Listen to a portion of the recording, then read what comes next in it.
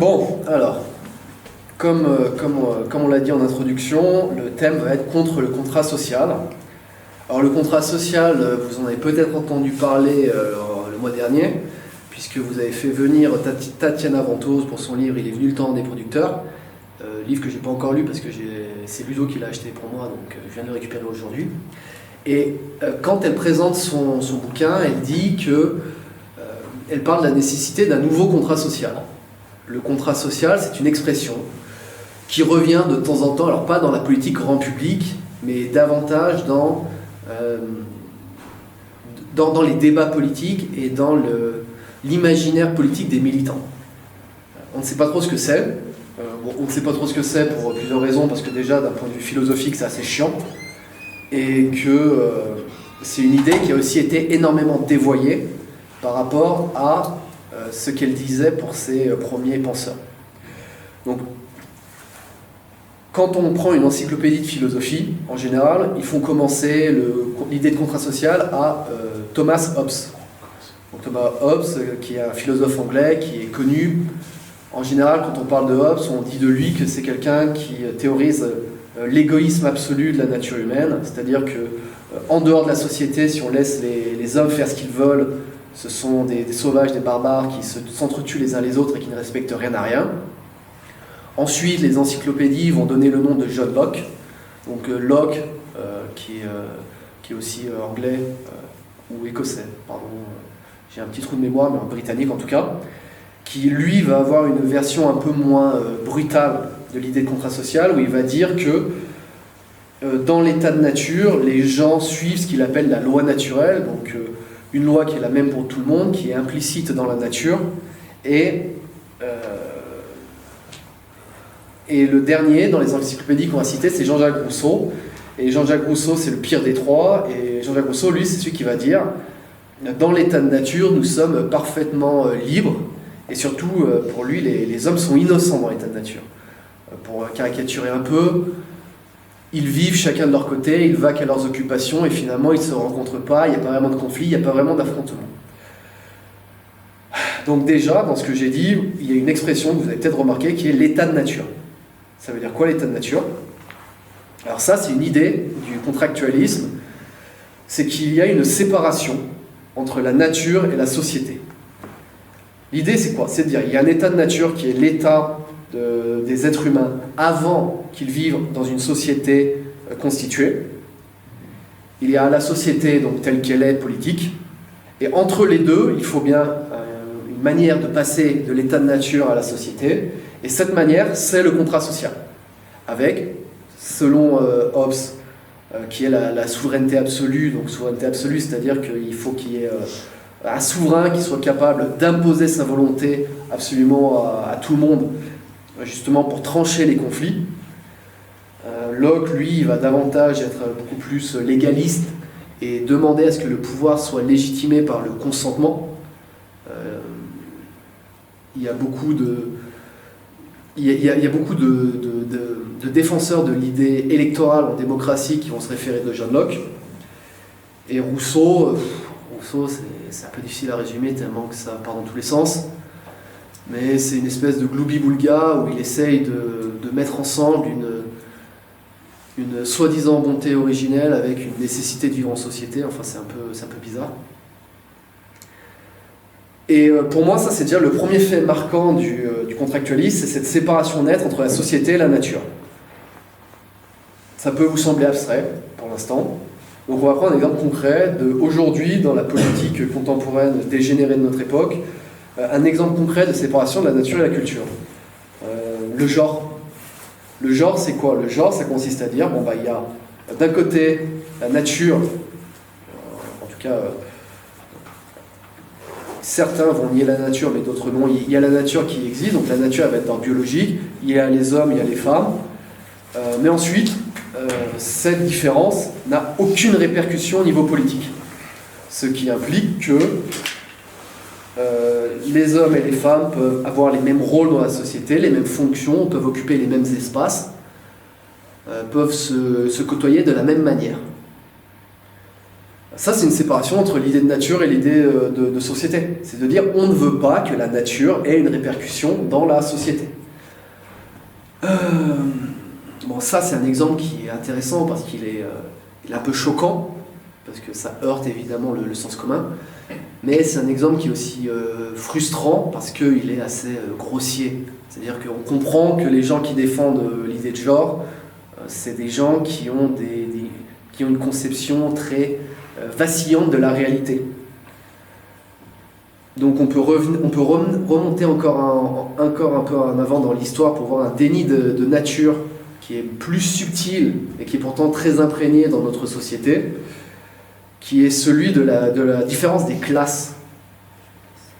Si on prend l'idée révolutionnaire du XVIIIe siècle, l'idée révolutionnaire du XIXe siècle, du XVIIIe, pardon, pas du XIXe, du XVIIIe siècle, s'oppose à l'idée de monarchie et de noblesse. Il s'y oppose notamment en arguant du fait que le roi n'a aucun droit à diriger, gouverner et commander les autres. Bon, ils défendent, certains vont défendre l'idée du mérite ou des choses comme ça, peu importe. Le problème, c'est que cette position-là, c'est un déni de nature, puisqu'il y a un fait naturel qui est pourtant absolument évident dès qu'on sort de la politique. Chaque parent a envie de laisser à son enfant un toit, un petit héritage, une culture, parfois même un héritage impersonnel, donc j'ai déjà cité la culture, mais ça peut être aussi des relations, hein, des réseaux de contacts qui peuvent aider leurs enfants. Tout le monde a envie de laisser quelque chose à ses descendants. Tout le monde pense à la prospérité au-delà de sa propre vie. En tout cas, peut-être le pensait, après qu'une certaine génération en mai 68 casse un peu cette chose, cette idée de transmission. Et en fait, les révolutionnaires, c'est les gens qui ont refusé ce fait dynastique qui a toujours existé en politique, qui d'ailleurs n'a pas disparu depuis. Si vous prenez de vieux historiens, vous avez Baudelomény par exemple qui écrivait sur les grandes dynasties bourgeoises.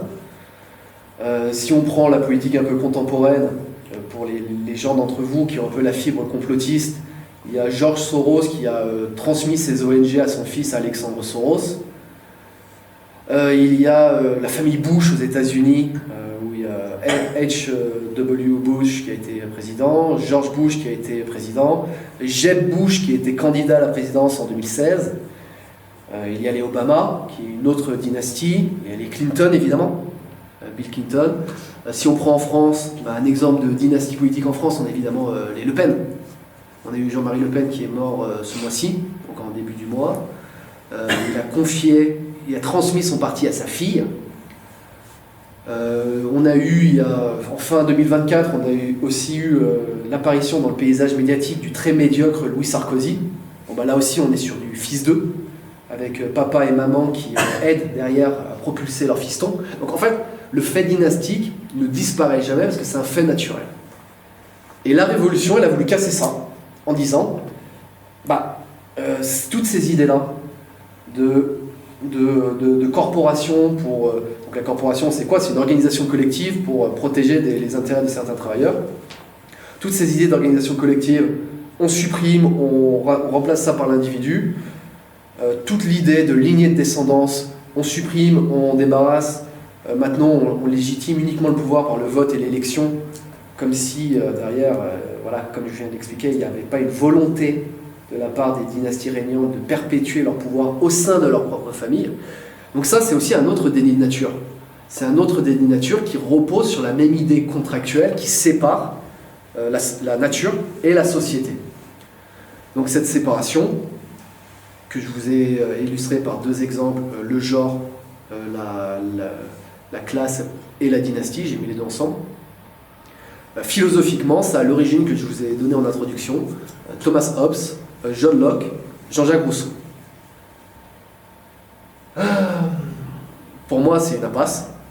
C'est une impasse dont on commence à pouvoir parler, parce qu'effectivement, le contractualisme est allé beaucoup trop loin dans dans le déni de la nature. Il est allé beaucoup trop loin dans la destruction des mœurs et du cadre de vie normal et naturel des populations. Donc ça devient beaucoup plus entendable de dire que cette idée est mauvaise. Bon, par contre, en général, on le fait plus de manière un peu intuitive et spontanée, mais pas forcément de manière un peu raisonnée, argumentée. Et donc c'est un peu l'idée de ce soir, c'est de vous présenter une esquisse de mes réflexions sur cette critique du contrat social, et puis après aussi ce que j'ai en tête un peu comme alternative.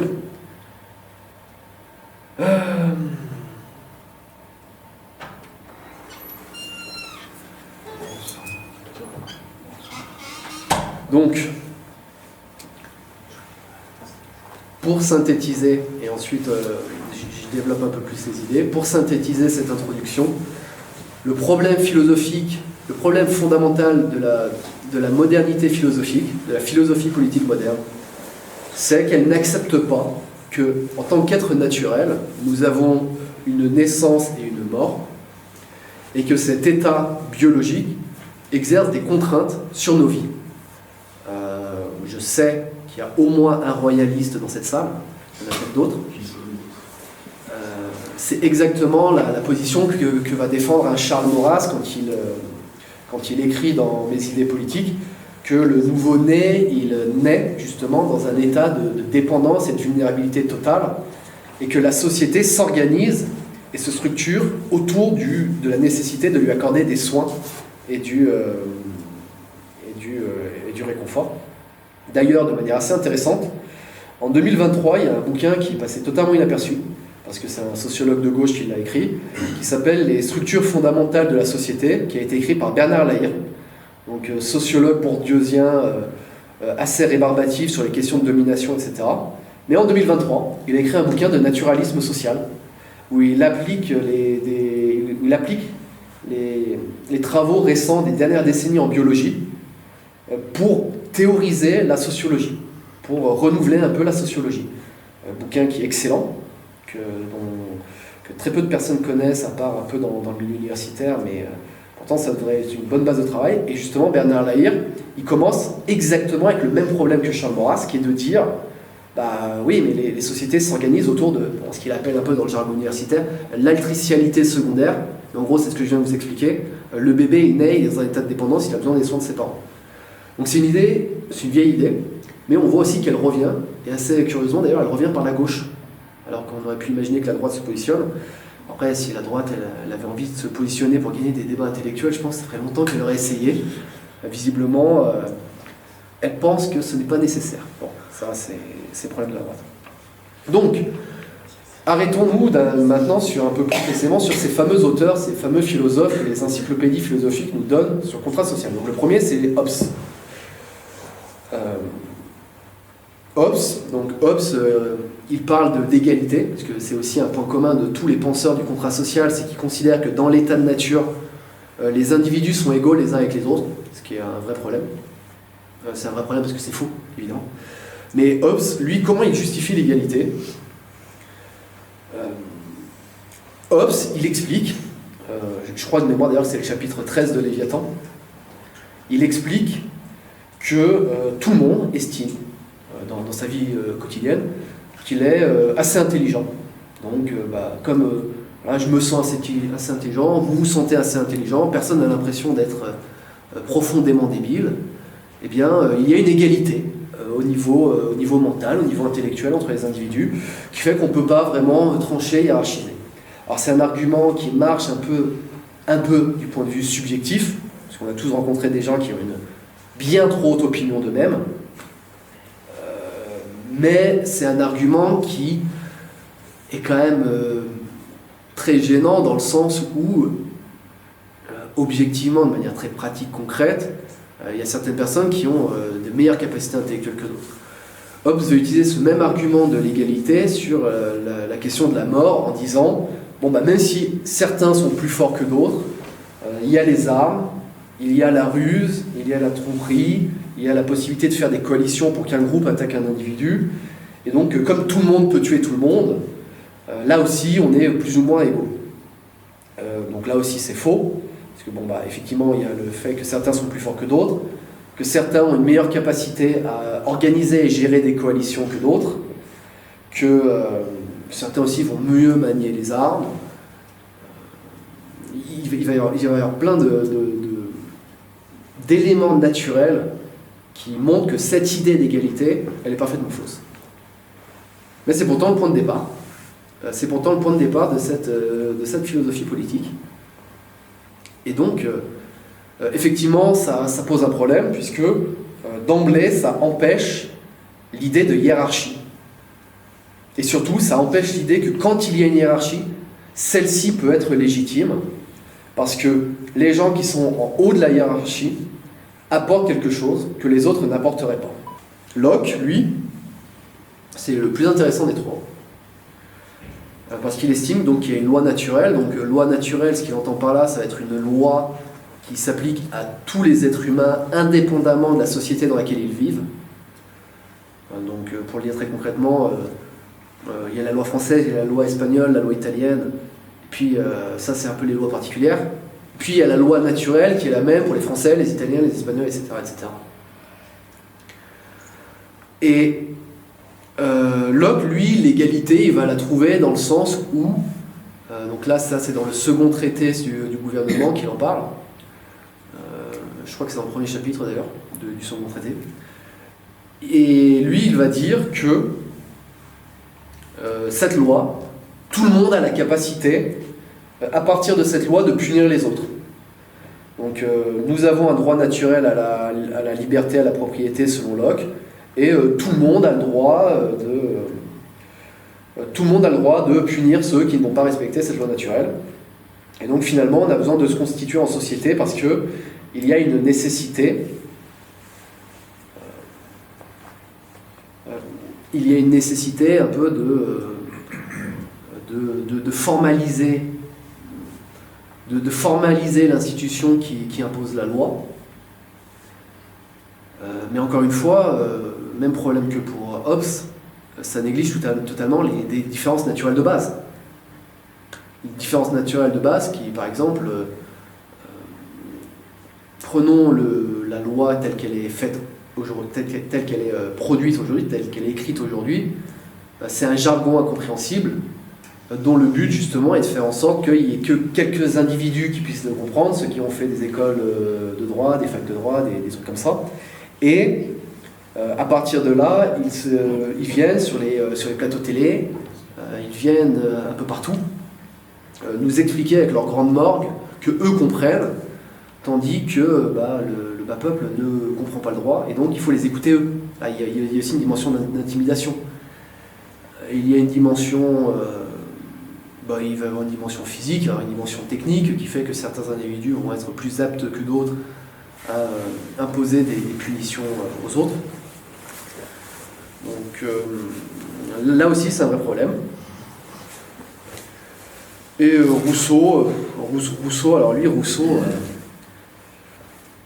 déjà il est connu pour cette fameuse citation avec laquelle il commence le contrat social, qui est de dire partout les hommes naissent libres.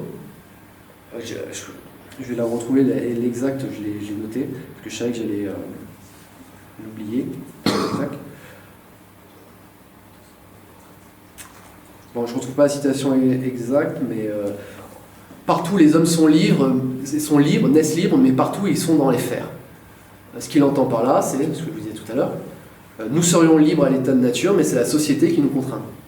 Une des idées de Rousseau, c'est l'opposition entre ce qu'il appelle l'amour de soi et l'amour propre. L'amour de soi, c'est, on va dire, cette envie, cette volonté que nous avons tous de survivre, de garantir notre subsistance, d'assurer notre confort de vie, d'assurer notre bien-être. Ça va être l'amour de soi. Puis l'amour propre, ça va être dans la société, on se compare les uns les autres, on a envie d'être au-dessus des autres, on a envie de dominer, on a envie de gagner, on a envie d'être supérieur. Et donc Rousseau, il fait cette séparation avec cet amour propre qu'il va rejeter et l'amour de soi qu'il va considérer comme légitime. Mais là encore, c'est un vrai problème parce que dans la nature, on observe chez toutes les espèces des comportements, on peut dire de distinction, pour reprendre le vocabulaire de la sociologie, des comportements qui ont pour but de montrer non seulement qu'on est différent des autres, mais qu'on vaut mieux que les autres. L'exemple archétypal de ça, qu'on comprend toujours quand on parle de ce genre de thème, c'est la queue des paons. Vous avez probablement déjà entendu parler que la queue des paons, c'est une espèce de grande queue avec des motifs colorés qui leur sert à impressionner les femelles et aussi parfois à intimider les adversaires ou des choses comme ça. Mais cet élément de distinction est une constante naturelle qu'on retrouve chez les paons, mais qu'on retrouve aussi chez les êtres humains. Voilà. Quand quelqu'un vient avec un chapeau de forme, c'est pas pour le confort de porter le chapeau de forme. C'est parce que porter le chapeau de forme montre « je suis quelqu'un d'extrêmement important ». Ceux d'entre vous qui suivent un peu les débats intellectuels ont peut-être entendu l'expression « croyance de luxe ». L'expression « croyance de luxe », ça vient d'un psychologue américain qui s'appelle Robert Anderson. Et Robert Anderson, lui, ce qu'il explique, c'est que avant les classes supérieures utilisaient leurs habits pour se distinguer, donc les chapeaux de forme, les cannes, les costumes, des choses comme ça. Ensuite, il y a eu le développement de l'industrie textile. Ce genre de vêtements est devenu beaucoup plus accessible. Donc en avoir ne prouvait pas qu'on était vraiment riche et supérieur. Donc, c'est la thèse de Robert Anderson. Les classes supérieures ont commencé à essayer de se distinguer, non pas par leurs vêtements, mais par leurs croyances. Et par leurs croyances, il entend par leur discours public. Ça ne veut pas dire qu'ils le croient vraiment, ça veut dire qu'ils professent le croire publiquement. Et un exemple de croyance de luxe que prend Robert Anderson, c'est toutes les théories woke qu'on a subies ces dernières années et qui commencent un petit peu à reculer maintenant que Trump a été élu président des États-Unis, mais qui sont encore bien présentes pourtant. Bon, ça, il prend l'exemple de ces croyances-là pour dire c'est des croyances de luxe qui participent au même processus de distinction qu'on retrouve partout dans la nature. D'ailleurs, anecdote assez intéressante, Robert Anderson, il va prendre 3 auteurs de référence, Tanstein Veblen, qui est souvent cité à gauche, Pierre Bourdieu, le gauchiste français, et Émile Durkheim, père de la sociologie française.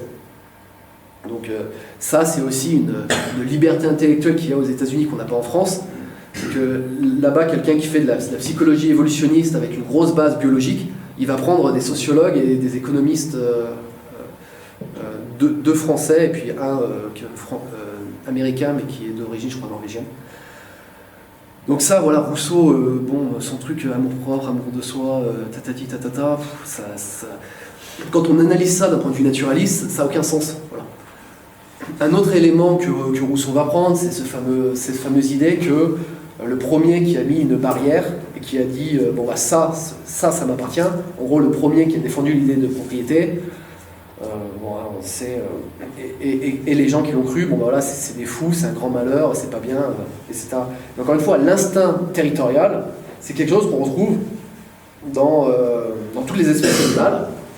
Et ça, par exemple, encore une fois, un exemple que vous avez peut-être entendu parler, parce que c'est en général, quand on aborde ce thème, un des exemples qu'on prend le plus facilement.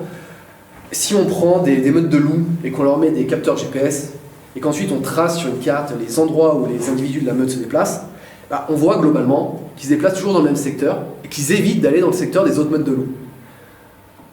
Donc il y a une vraie compréhension du fait que ici c'est chez moi, ici c'est chez toi, et si tu viens chez moi, je vais te mordre. Voilà. C'est très rudimentaire. Et en fait, l'idée de propriété, c'est ça. Sauf que l'idée de propriété, nous ne sommes pas des loups, ça ne vous aura pas échappé. Donc nous avons un peu intellectualisé la chose, nous l'avons conceptualisé, nous l'avons légalisé dans le droit. Mais le droit, il correspond à un instinct naturel. Le droit ne vient pas de nulle part. C'est pas un contrat social. C'est pas quelque chose qui apparaît uniquement par la volonté individuelle. Ce qui me permet, maintenant que je vous ai fait une présentation un peu de ces très succincte évidemment, de ces 3 philosophes, de venir sur un autre aspect très gênant de l'idée de contrat social, c'est cette croyance que, bon, bah voilà, il y a l'état de nature et la société, entre les deux, il y a le contrat social. Puis le contrat social, c'est quelque chose où des individus, donc sous-entendu adultes, ayant leur capacité intellectuelle et cognitive, vont se réunir pour dire, bon, bah là, on est d'accord pour vivre ensemble en société selon telle ou telle ou telle ou telle règle. Évidemment, ça ne se passe pas comme ça.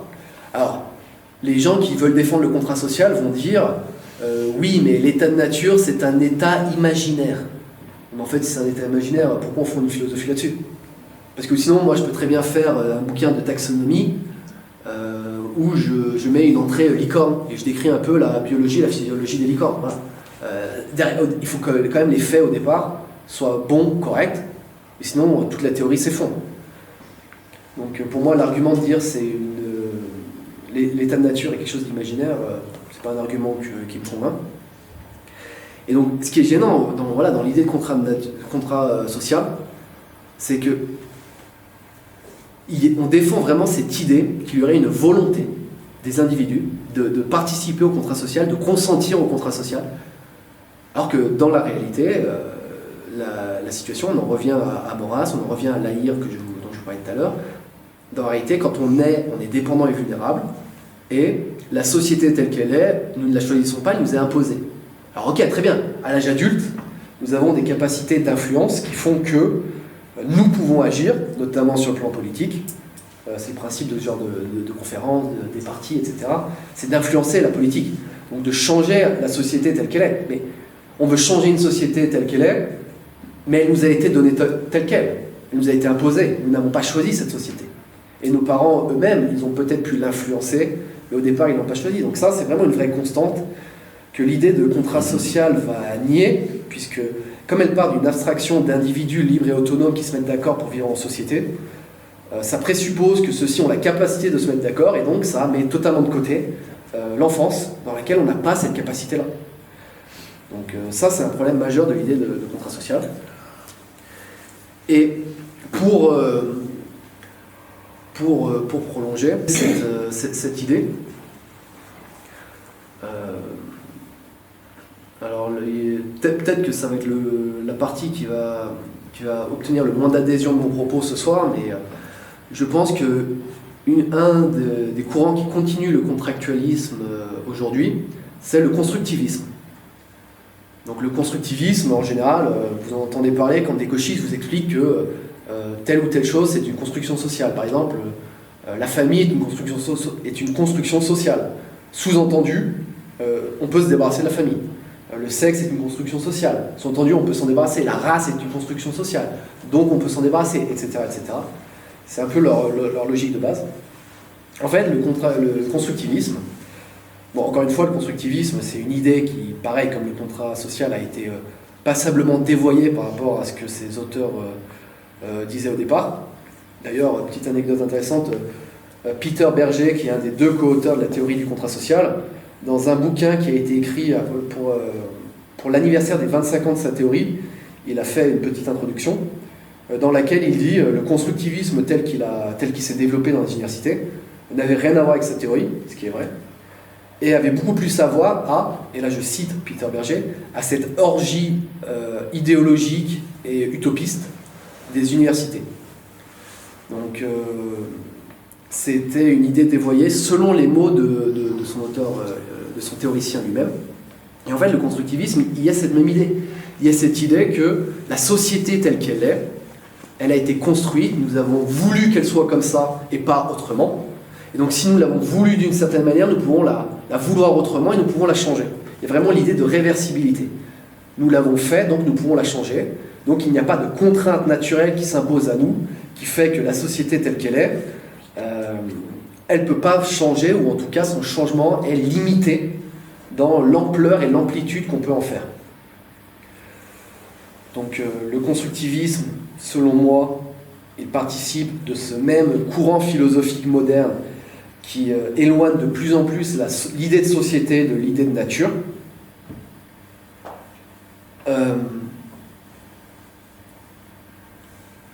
Là-dessus, précisons quand même que je ne suis pas le seul et je suis loin d'être le premier à en faire cette critique, puisque nos amis woke, encore une fois, m'ont précédé, puisque eux, ils vont nous expliquer que le contrat social est un mythe libéral, parce qu'en réalité, il y a un contrat sexuel et un contrat racial qui supplante le contrat social, qui fait que, vous connaissez, la société est oppressive, l'oppression se fait dans l'intérêt des hommes blancs au détriment des femmes et des minorités.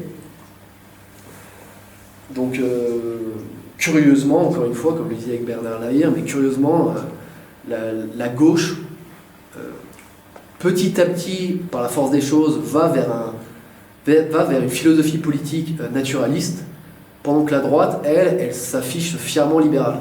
Donc voilà, on a un siècle de retard, merveilleux. Donc le constructivisme, pour moi, ce qui est vraiment central de comprendre, c'est cette idée que la société telle qu'elle est un acte de volonté, et puisque c'est un acte de volonté, on peut la vouloir autrement et elle peut être réversible. Donc ça, c'est la partie critique. La partie critique de ce qu'est le contrat social. Comme j'ai dit, cette idée, c'est une idée moderne. Donc Hobbes, on l'a fait commencer à Hobbes. Hobbes, c'est le XVIIe siècle. Avant ça, dans la philosophie politique, l'idée dominante, c'est davantage l'idée d'Aristote. Aristote qui avait une idée naturaliste de la société, donc pour lui, la société, donc la cité, parce qu'à l'époque d'Aristote, la Grèce était constituée de cités-États. La cité, c'était une sorte, alors, si je le dis comme ça va être imprécis. Disons qu'il y a la famille, qui est naturelle, il y a ensuite les relations entre différentes familles, et ce qui fait l'unité de la cité, c'est ce qu'il appelle la philia. Et la philia, c'est une sorte d'affection, d'attachement, qui n'est pas romantique, qui n'est pas non plus familiale, mais qui est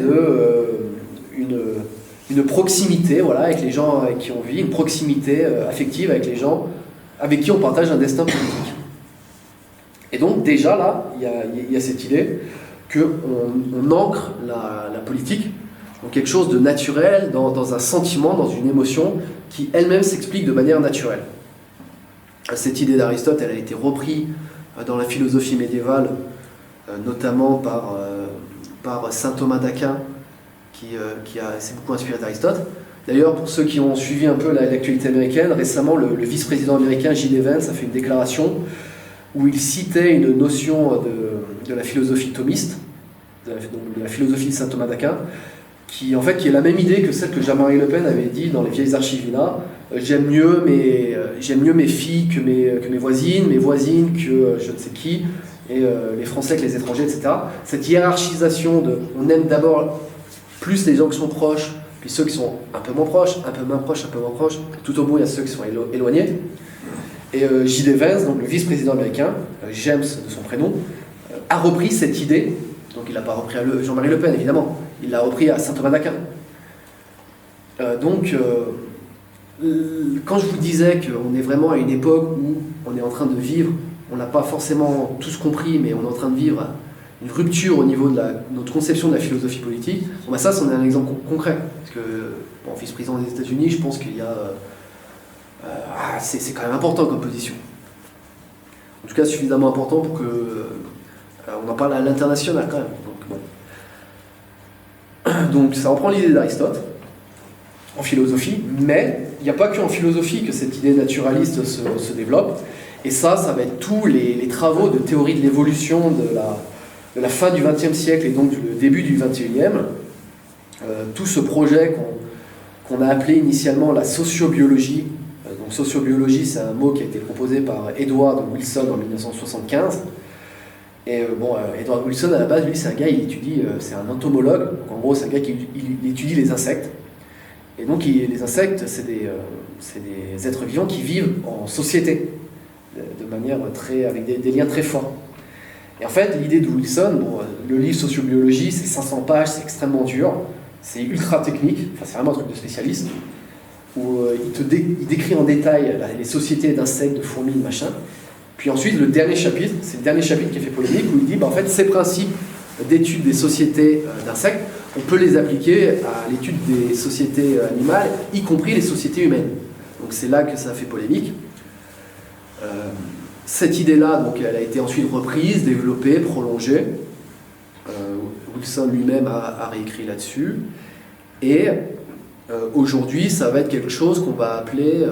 alors ça pas forcément... Eux-mêmes ne vont pas s'appeler comme ça, mais les sociologues, quand ils critiquent ces gens-là, les appellent des naturalistes.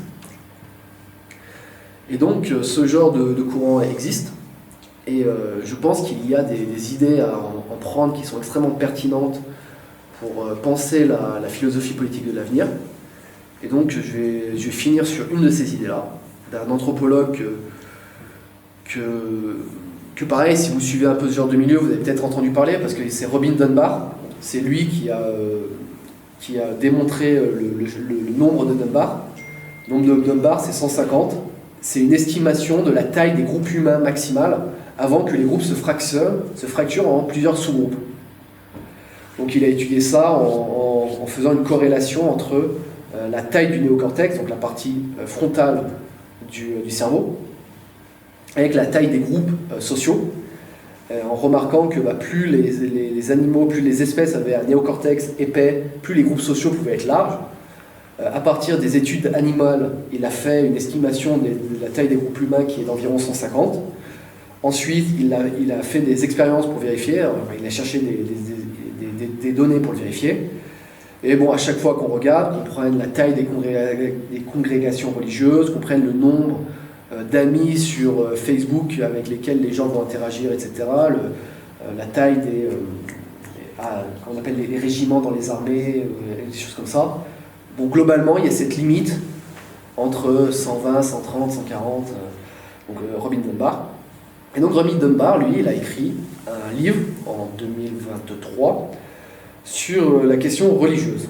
Alors, qu'est-ce que ça a à voir avec ce que je viens de vous dire? Très simple. Dunbar, lui, ce qui l'intéresse, donc, c'est le problème de la socialité. Comment les espèces, comment les êtres vivants vivent en groupe. Et il part d'un constat qui est que la vie en société est stressante. Pourquoi? Parce que nous voulons tous des choses, nous sommes tous en compétition pour l'accès aux ressources, pour l'accès aux abris, pour l'accès à plein de choses. Et ça occasionne du stress, de l'anxiété, de la peur. Donc il faut bien une manière de baisser ce niveau de stress, parce que sinon ça a des conséquences au niveau de l'état de santé des individus. Un exemple que prend Dunbar, par exemple, c'est la question de la fertilité. Une femme chroniquement stressée a des problèmes de fertilité. Enfin, une femelle, comme lui, il va parler de différentes espèces animales. Et donc, il est évident d'un point de vue biologique que si, dans un groupe donné, il y a tellement de stress que toutes les femmes ne peuvent pas avoir d'enfants, le groupe il disparaît en une génération. Ça, c'est assez basique comme raisonnement. Donc Dunbar, lui, ce qu'il va essayer de comprendre, c'est comment les individus peuvent vivre ensemble en société. Et ensuite, question plus importante, comment on fait pour dépasser cette limite du nombre de Dunbar, de 150, parce que il est évident pour tout le monde que dans notre vie de tous les jours, nous vivons dans des sociétés de bien plus de 150 individus. La France, c'est plusieurs dizaines de millions. Les États-Unis, c'est 450, je crois. Les pays comme l'Inde ou la Chine, là, ça se compte, c'est plus d'1 milliard. Donc, comment on fait pour vivre avec autant de gens autour de nous si la vie en société est stressante? Alors, ce que remarque Dunbar, c'est un raisonnement progressif, il commence par les relations individuelles, interpersonnelles. Ce qui permet de réduire le stress, c'est ce qu'il appelle le grooming. Donc, grooming, c'est un mot anglais que, littéralement, en français, on peut traduire par toilettage, quand on toilette un chien. Mais on peut aussi métaphoriquement le traduire un peu plus comme prendre soin, s'occuper d'eux, accorder du soin et de l'attention à quelqu'un. Et le grooming, ça va être des caresses, ça va être des câlins, ça va être, si on prend des espèces animales, ça va être l'épouillage pour les singes, des choses comme ça, qui permet au niveau physiologique de produire des hormones qui justement atténuent l'effet du stress de la vie en société. Donc ça, c'est un premier mécanisme qui permet de vivre en société, mais ensuite il y a une limite qui est que si par exemple faire des caresses à quelqu'un, des câlins, ça prend du temps. Et une journée étant limitée, on ne peut pas le faire avec tout le monde. Donc ensuite, il faut trouver des mécanismes qui permettent de produire le même effet physiologique sans avoir cette contrainte du temps. Donc là, c'est là où Robin Dunbar va parler par exemple de l'humour. L'humour, ça permet, comme on s'exprime par la voix, de créer cette impression d'appartenance par la voix et donc par plus de personnes à la fois.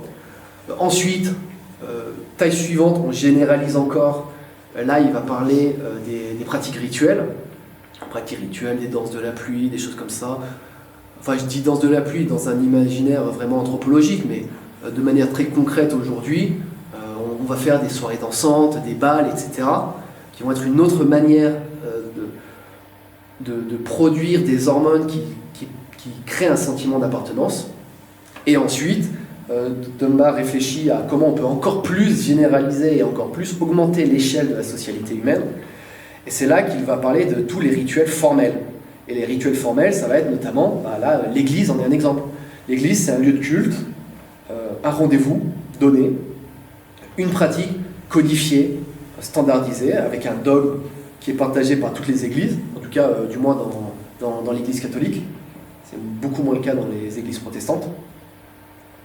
Et en fait, cette pratique culturelle commune, ça permet de créer un sentiment d'appartenance, alors qui est évidemment moins fort qu'une relation interpersonnelle, mais un chrétien du sud de la France qui rencontre un chrétien du nord de la France, ils parlent la même langue, ils pratiquent le même culte, il a à peu près les mêmes références culturelles, théologiques, religieuses.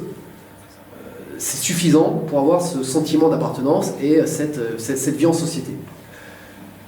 Donc ça, cette idée, pour moi, elle est beaucoup plus intéressante que l'idée de contrat social pour penser la société, puisque l'idée de contrat social, comme je le disais en introduction, elle impose une rupture entre l'état de nature et la société, alors que là, on a une continuité entre les bases biologiques les plus empiriquement observables qu'on trouve dans la physiologie, et on peut les généraliser petit à petit avec des échelles de plus en plus grandes, jusqu'aux religions instituées et jusqu'aux sociétés modernes. Pour moi, ça, c'est une alternative sur laquelle, si on veut faire une philosophie politique d'avenir qui a une autre ambition que de simplement regarder dans le passé, de reprendre Aristote, de reprendre saint Thomas d'Aquin, et qui veut vraiment s'approprier aussi les avancées de la science contemporaine, je pense que c'est dans ce genre de direction-là qu'il faut aller.